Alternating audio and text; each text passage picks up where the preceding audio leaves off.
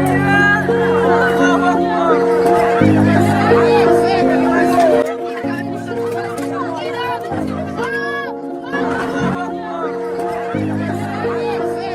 Guys, அஸ்ஸலாமு அலைக்கும், good evening, நமஸ்தே, ஸ்ரீகால், வணக்கம். இந்த வீடியோ நம்ம இதை பற்றி பார்க்க போறோம்னா, இப்போ இருக்க கட்டத்தில் பார்த்தீங்கன்னா எல்லாருமே வந்து பயந்துட்டே இருக்காங்க. ஸோ அது பற்றி எனக்கு ஒரு வீடியோ போடணும்னு நான் ரொம்ப நாள் நினச்சிட்டு இருந்தேன்.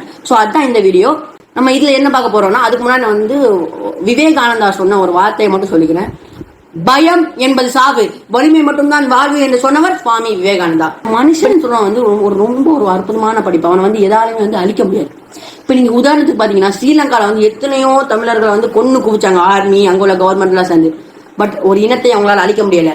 அவங்க தமிழினா வந்து பயந்து ஓடினு நினைச்சாங்க, பட் ஒன்னும் பண்ண முடியல. அதே மாதிரி ஜப்பான்ல ஹிரோஷிமா நாகசாக்கில வந்து அமெரிக்காக்காரன் வந்து பாம்பு போட்டான், ஒன்னும் பண்ண முடியல. அதுக்கப்புறம் எவ்வளவு அவங்க வெறி கொண்டு எவ்வளவு இம்ப்ரூவ் ஆயிருக்காங்க பாருங்க. அதே மாதிரி குஜராத்ல பிளேக் பூகம்பம் வந்து இப்ப அது எவ்வளவு இம்ப்ரூவ் ஆயிருக்கு பாருங்க. சென்னையில பட்டினி பஞ்சத்துல இருந்தாங்க, பட் இப்போ அது எவ்வளவு பெரிய சிட்டியா இருக்குன்னு பாருங்க. இப்போ நீங்க பாத்தீங்கன்னா பாலஸ்தீனால வந்து பாலஸ்தீனால உள்ள இனத்தை வந்து அழிக்கணும்னு நினைச்சிருக்காங்க நிறைய வல்லரசு நாடுலாம் சேர்ந்து. பட் அவங்களால ஒன்றும் பண்ண முடியாது.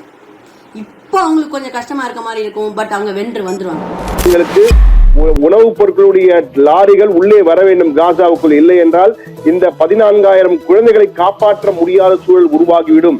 அந்த குழந்தைகளுக்கு தாய்ப்பால் கொடுக்கக்கூடிய தாய்மார்களுக்கு கூட அந்த சத்தில்லாத உணவினால் அவர்கள் எல்லாம் மடிந்து விடும் நிலையில் இருக்கிறார்கள்.